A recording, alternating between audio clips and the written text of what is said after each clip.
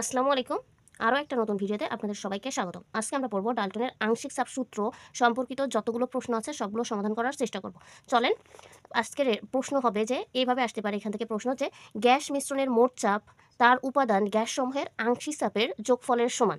অথবা এইভাবে কোশ্চেনটা আসতে পারে যে P equal to P1 plus P2 plus P3 plus dot dot PN, এইভাবে এই কোশ্চেনটা কিন্তু আসতে পারে। তাহলে এই কোশ্চেনটা এখন চলেন সমাধান করার চেষ্টা করি। আগে আমি সূত্রটা পড়াবো, ডাল্টনের আংশিক চাপ সূত্র, তারপর আমি আংশিক চাপটা বোঝানোর চেষ্টা করব, তারপরে এই প্রমাণে যাব। চলেন এখন ধাপ ওয়াইজ আমরা পড়া শুরু করে দিই। তাহলে আগে জানি আমরা ডাল্টনের আংশিক চাপ সূত্রটা কি। এখন সংজ্ঞাটা পড়ি। নির্দিষ্ট তাপমাত্রায় উপাদানগুলো পরস্পরের মধ্যে রাসায়নিকভাবে বিক্রিয়াহীন। এখানে এইদিকে খেয়াল করেন যে এখানে আছে উপাদানগুলো। এই উপাদানগুলো বলতে কি বোঝানো হচ্ছে? উপাদান বলতে এখানে গ্যাস, বিভিন্ন ধরনের গ্যাস বোঝানো হচ্ছে। যে গ্যাসগুলা এখানে ইউজ করা হবে তারা পরস্পরের সাথে রাসায়নিকভাবে বিক্রিয়াহীন হবে এবং তাপমাত্রাটা কি হবে? তাপমাত্রাটা হবে নির্দিষ্ট পরিমাণে। ঠিক আছে? এখন মূল কথা, গ্যাস মিশ্রণের মোট চাপ, যতগুলো গ্যাস নিব ওই গ্যাসের মোট চাপ তার উপাদানগুলোর আংশিক চাপের যোগফলের সমান হবে। এখন দেখেন আমরা বোঝার চেষ্টা করি যে আসলে এখানে কি বলার চেষ্টা করছে। ঠিক আছে? তাহলে আপনারা, যেহেতু এটা আমাদের ভৌত রসায়নের দ্বিতীয় চ্যাপ্টার, অর্থাৎ গ্যাসীয় অবস্থা, এখানে আমাদের গ্যাসীয় অণু নিয়ে কল্পনা করতে হবে। তাহলে চলেন আমরা একটা পাত্র নিই আগে। এটা একটা পাত্র নিলাম। এই পাত্রের ভিতরে যেহেতু বলা হচ্ছে গ্যাসীয় উপাদান, ঠিক আছে? তাহলে এখানে মনে করেন 3 ধরনের গ্যাস নিলাম। ঠিক আছে? আমি প্রথমে মনে করেন কার্বন ডাই অক্সাইড গ্যাস নিলাম, তারপর হচ্ছে নাইট্রোজেন গ্যাস, আরেকটা নিলাম অক্সিজেন গ্যাস। তাহলে এই 3 ধরনের গ্যাস নিলাম, আর এই 3 ধরনের গ্যাসের এই জায়গার তাপমাত্রাটা হবে কি? নির্দিষ্ট। ঠিক আছে? এবার এই নির্দিষ্ট তাপমাত্রায় বলা হচ্ছে উপাদানগুলো পরস্পরের সাথে রাসায়নিকভাবে বিক্রিয়াহীন। অর্থাৎ উপাদান বলতে এই গ্যাসগুলোকে বোঝাচ্ছে। এর সাথে এ বিক্রিয়া করবে না, অর্থাৎ নাইট্রোজেনের সাথে অক্সিজেন বিক্রিয়া করবে না এবং অক্সিজেনের সাথে কার্বন ডাই অক্সাইডের বিক্রিয়া হবে না, অর্থাৎ এরা সেপারেট অবস্থায় থাকবে। এখন দেখেন এই গ্যাস মিশ্রণের মোট চাপ, এখানে 3 ধরনের গ্যাস রয়েছে। ঠিক আছে? তাহলে এই নাইট্রোজেন গ্যাসটাকে যদি আমরা এ গ্যাস ধরি, আর কার্বন ডাই অক্সাইডটা যদি বি গ্যাস ধরি এবং অক্সিজেনটারে সি গ্যাস ধরি, তাহলে 3 ধরনের গ্যাস আছে। এই গ্যাসগুলার আংশিক চাপটা আমি বোঝাচ্ছি। এখন আগে আমি এগুলো একটু নাম দিয়ে নেই। মনে করেন এটার আংশিক চাপ হচ্ছে P1, এটার আংশিক চাপ হচ্ছে P2 এবং এই অক্সিজেন অর্থাৎ সি গ্যাসের আংশিক চাপ হচ্ছে P3। এখন দেখেন আংশিক চাপটা কি। দেখেন এই যে পাত্রটা নেওয়া হচ্ছে এটা ভি আয়তনের পাত্র। এর আয়তনটা কি হবে? আয়তনটা হবে ভি। ঠিক আছে? এর আয়তন হচ্ছে ভি, তাপমাত্রা স্থির, এটা হচ্ছে টি। এখন এই আয়তনের মধ্যে 3টা গ্যাস দেওয়া রয়েছে। এই 3টা গ্যাস কি হচ্ছে? এই পাত্রের উপর একটা প্রেশার ক্রিয়েট করে রাখছে। এখন এই 3টা গ্যাসের যে চাপটা এই পাত্রের উপর ফেলেছে, এটা হচ্ছে মোট চাপ। ঠিক আছে? অর্থাৎ 3টা গ্যাস যদি আমি এই পাত্রের ভিতরে রাখি, তাহলে এদের আলাদা আলাদা কি রয়েছে? চাপ রয়েছে, অর্থাৎ প্রেশার রয়েছে। এরা কি করবে? এই পাত্রের উপরে সেই প্রেশারটা ক্রিয়েট করবে। এখন যদি আমি শুধু বলি যে আমাদের এই 3টা গ্যাসের ভিতরে শুধু নাইট্রোজেন গ্যাসটা, তাহলে এই 3টা গ্যাসের তুলনায় এই নাইট্রোজেন গ্যাসটা কি ক্ষুদ্র না? তাহলে এই মোট গ্যাসের তুলনায় শুধু নাইট্রোজেন গ্যাসটার চাপটা হবে আংশিক চাপ। তাহলে এখানে যে 3টা গ্যাস রয়েছে, এই 3টা গ্যাসের মোট চাপটা যদি আমরা পি ধরি, ঠিক আছে? আর এখানে শুধু যদি বলি নাইট্রোজেনের চাপটা, তাহলে এই নাইট্রোজেন গ্যাসের চাপটা হবে এই মোট চাপের তুলনায় আংশিক, অল্প। ঠিক আছে? এই 3টের তুলনায় নাইট্রোজেন গ্যাসের চাপটা হবে আংশিক বা অল্প। সেইভাবে আমি যদি বলতে চাই কার্বন ডাই অক্সাইডের, শুধুমাত্র কার্বন ডাই অক্সাইড গ্যাসের চাপ কতটুকু, তাহলে এটাও কিন্তু এই মোট গ্যাসের তুলনায়, এই 3টার তুলনায় এই গ্যাসের চাপটা হবে আংশিক। তাহলে আংশিক কি? এই সবগুলোর তুলনায় একটা যদি বের করতে চাই চাপ, তাহলে সেই চাপটাই হবে ক্ষুদ্র, অর্থাৎ ওই ক্ষুদ্রটাকে আমরা বলছি হচ্ছে আংশিক। তাহলে এখানে যে 3টা গ্যাস রয়েছে, এই গ্যাসগুলার যে চাপগুলো রয়েছে, একটা আছে কি? P1 চাপ, একটা হচ্ছে P2 চাপ, আর একটা হচ্ছে P3 চাপ। এদের নিজস্ব চাপটাকেই বলা হচ্ছে আংশিক চাপ, মোট কিন্তু না। মোট যে চাপটা ক্রিয়েট করতেছে সেটা হচ্ছে P। আর আলাদা আলাদা যে চাপটা রয়েছে কতটুকু আছে ততটুকু আমরা জানি না, যে কার্বন ডাই অক্সাইডের কতটুকু চাপ প্রয়োগ করছে, নাইট্রোজেন কতটুকু বা অক্সিজেন কতটুকু, এটা কিন্তু আমরা জানি না। সেহেতু এগুলো হচ্ছে আংশিক। এই আংশিক চাপগুলো যদি আমি যোগ করি, দেখেন P1 P2 প্লাস P3, এইগুলো যদি আমরা কি করি? যোগ করি, তাহলে এই মোট চাপটা পাবো। অর্থাৎ 3 জনে মিলে যে চাপটা দিচ্ছিল সেই চাপটা যদি P হয়, তাহলে এই যে আংশিক চাপগুলা, অর্থাৎ P1 P2 এবং P3, এই 3টায় যদি যোগ করি তাহলেই তো সেই Pটা পাবো আমরা। এটাই আমাদের ডাল্টন সাহেব বোঝাতে চাচ্ছে। ঠিক আছে? তাহলে এখানে শুধুমাত্র যে আমাদের 3টা গ্যাস থাকবে এরকম কিন্তু না, আরও গ্যাস থাকতে পারে। এজন্য আমরা এইভাবে এটাকে লিখতে পারি যে Pn। ঠিক আছে? এইভাবে কিন্তু লেখা যায়, যেটা আমাদের এখানে প্রমাণ করতে হবে আর কি। এটা কিন্তু আমাদের প্রমাণ করা লাগবে। এখন দেখেন আমরা তো প্রমাণ করব যে এটা, যে P equal to P1 plus P2 plus P3, ঠিক আছে, এটা তো আমাদের প্রমাণ করতে হবে। বা এটা না দিয়ে আমাদের এইভাবেও দিতে পারে যে হচ্ছে গ্যাস মিশ্রণের মোট চাপ এবং তার আংশিক চাপের মতো সম্পর্ক, এভাবে প্রশ্নটা দিতে পারে। আবার এভাবেও দিতে পারে গ্যাস মিশ্রণের মোট চাপ তার উপাদান গ্যাস সমূহের আংশিক চাপের যোগফলের সমান, যেটা এখানে বলে দেওয়া হয়েছে। ঠিক আছে, আমরা যে ডাল্টনের আংশিক চাপ সূত্রটা পড়লাম তার ভিতরেই কিন্তু এটা বলা ছিল যে গ্যাস মিশ্রণের মোট চাপ, অর্থাৎ এখানে মোট চাপ বলতে কি বোঝানো হচ্ছে, মোট চাপ বলতে এখানে পিকে বোঝানো হচ্ছে। হ্যাঁ, মোট চাপ তার উপাদানগুলো, তাহলে এখানে আমি 3টা উপাদান নিয়েছিলাম, সেই 3টা উপাদানের যোগফলের সমান হচ্ছে এই মোট চাপটা। এটাই আমাদের প্রমাণ করতে হবে। এখন দেখেন আমাদের এখানে আরও কিছু কথা জানা লাগবে, সেটা হচ্ছে এই যে পাত্রটা নিচ্ছি, এই পাত্রটা আয়তন তো একটা আছে, এই আয়তনটাকে যদি আমরা ভি ধরি আর তাপমাত্রা যদি টি হয়, এটা কি হবে, কেলভিনে হবে কিন্তু। হ্যাঁ, এখন দেখেন এইখানে নাইট্রোজেন গ্যাস নেওয়া হয়েছে, তারপরে কি কার্বন ডাইঅক্সাইড গ্যাস নেওয়া হয়েছে, অক্সিজেন গ্যাস নেওয়া হয়েছে। হ্যাঁ, তাহলে এটার যে মোল সংখ্যা কত মোল নিছে এটা তো আমরা জানি না।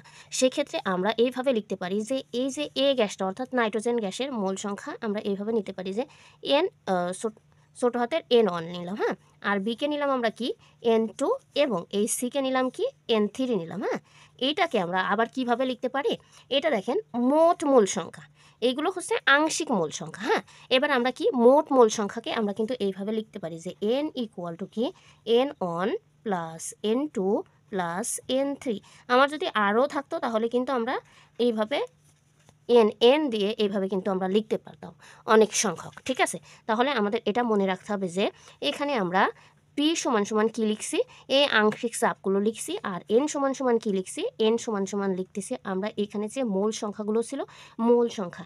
এখানে আমাদের এই বাংলায় এই কথাগুলো এখানে একটু লিখে দিতে হবে যে এইটার পরে যে মনে করি এ বি সি গ্যাস এর গ্যাস 3টি গ্যাস এবং যে পাত্রে রাখা হয়েছে এই পাত্রের আয়তন হচ্ছে ভি এবং তাপমাত্রাটা কি হচ্ছে টি।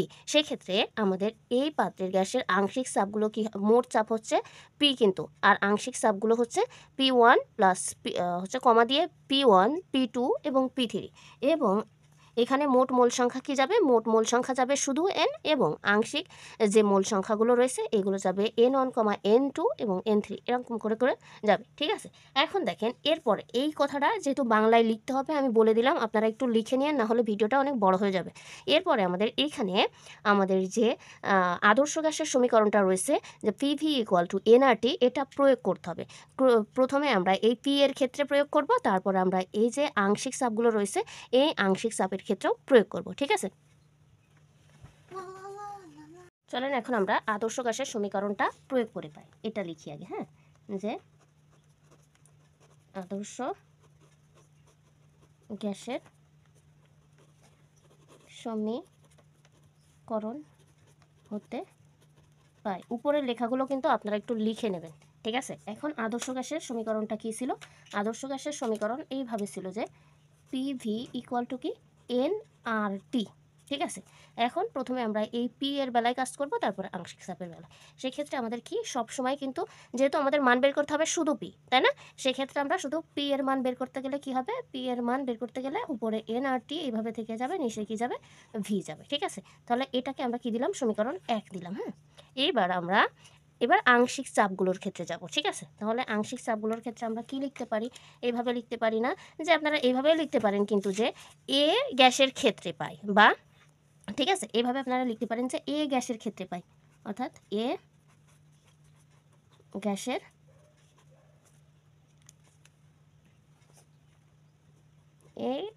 গ্যাসের ক্ষেত্রে পাই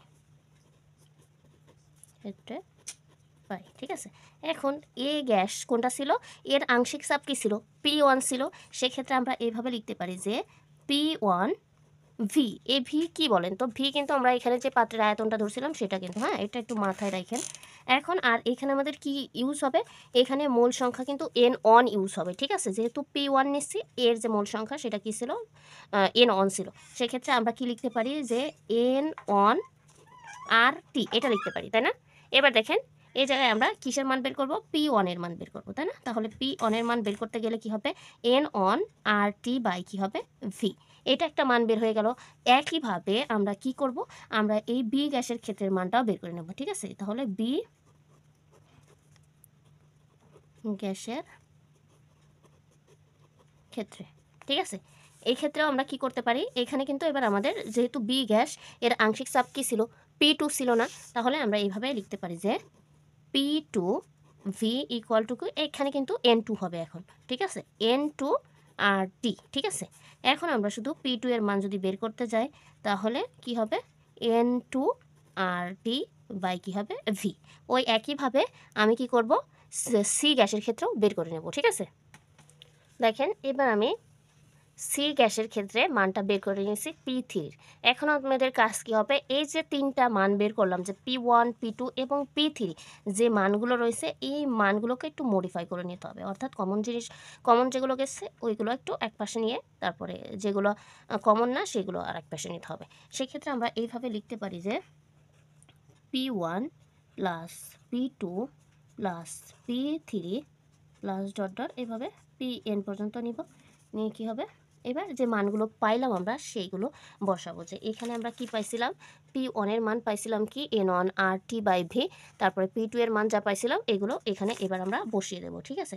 তাহলে P1 এর মান কি ছিল আমাদের, P1 এর মান ছিল হচ্ছে N1 RT বাই কি ভি প্লাস কি ছিল, এখানে ছিল N2 RT বাই কি ভি, আর এখানে কি ছিল, এখানে ছিল N3, ঠিক আছে, আর টি বাই ভি।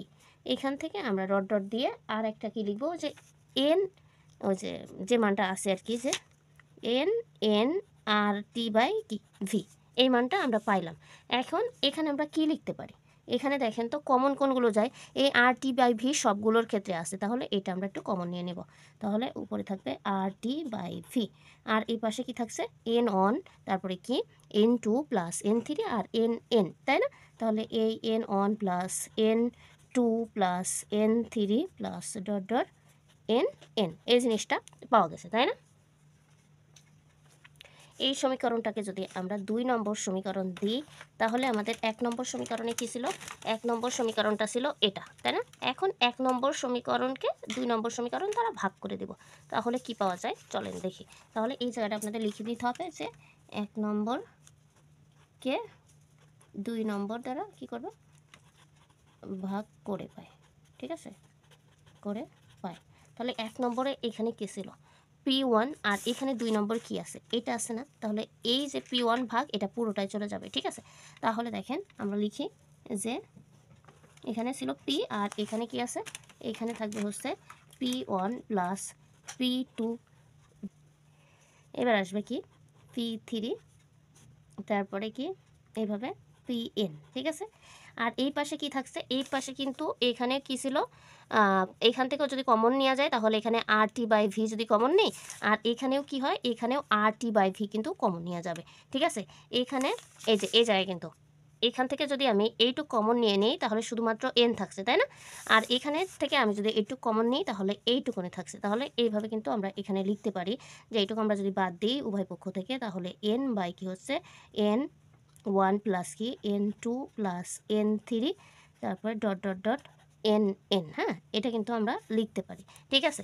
এখন দেখেন এই যে এই জায়গাটুকু নিয়ে আমরা কিন্তু এখানে কি লিখছিলাম, N লিখছিলাম না, তাহলে এটার মান কিন্তু আমরা N দিয়ে দিতে পারি, তাই না। সেই ক্ষেত্রে আমি এখানে সমান সমান দিলাম, দিয়ে এখানে উপরে কি আছে N আছে আর এই N, তাহলে কাটাকুটি করলে কি হয়, এখানে 1 হয়, ঠিক আছে। তাহলে আমরা যদি এখান থেকে P বাই কি হয় P1 plus P2 plus P3 plus dot dot dot যদি Pn লিখি তাহলে দেখেন কি হয়, এইটা এর সাথে গুণ করলে কি হয়ে যাবে, এখানে আমরা P এর মান কিন্তু পেয়ে যাবো, অর্থাৎ P ইকুয়াল টু কী হচ্ছে P1 প্লাস কী পাবো P2 plus P3 plus dot dot dot এই Pn, যেটা আমাদের কী ছিল, ডাল্টনের আংশিক চাপসূত্রের প্রমাণ ছিল, যে আমরা প্রমাণ করব কি, প্রমাণ করব যে এটা যে P সমান সমান কি P1 P2 P3 প্লাস এই যে Pn, এটা আমাদের প্রমাণ করার কথা ছিল। এটা কিন্তু আমরা এই ইলাসমাস এই জায়গায় এসে কি করলাম, প্রমাণ করে ফেললাম যে P এর মান, অর্থাৎ এই কথাটা কিন্তু প্রমাণ হয়ে গেল যে হচ্ছে গ্যাস মিশ্রণের মোট চাপ তার উপাদানগুলোর আংশিক চাপের যোগফলের সমান। তাহলে এই ছিল এই যে উপাদানগুলোর মোট চাপ, আর এইগুলো ছিল আংশিক চাপগুলোর যোগফলের সমান হচ্ছে এই মোট চাপ।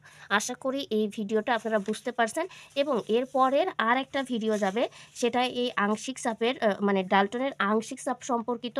সেটা হচ্ছে মোল ভগ্নাংশের সাথে কিভাবে ডাল্টনের আংশিক চাপ সূত্রের সম্পর্ক রয়েছে। এর পরের ভিডিওতে আমি ওই টপিকটা নিয়ে আলোচনা করার চেষ্টা করব। আশা করছি এই ভিডিওটা থেকে আপনারা সম্পূর্ণ ক্লিয়ার হয়ে যাবেন যে এই প্রশ্নের অ্যান্সারটা আপনারা কিভাবে দিবেন। তাহলে আপনাদের সুস্বাস্থ্য কামনা করে আজকের ভিডিও এই পর্যন্তই। আল্লাহ হাফেজ।